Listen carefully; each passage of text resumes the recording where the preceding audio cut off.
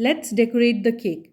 Apply a bit of whipped cream on the cake board, place one half of the cake on it, soak it with sweetened milk, put a layer of whipped cream, add dry fruit or choco chips, a bit more of the cream to seal it in, then place the other half, soak it with milk, cover with a thin layer of whipped cream. This is the crumb coat.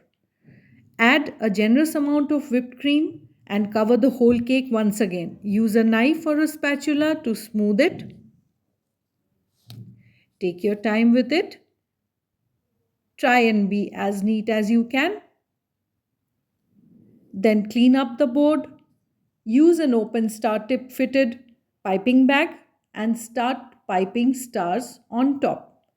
Clean the nozzle from time to time to get a neat finish.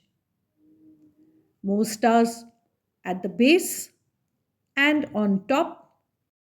That's pretty, isn't it?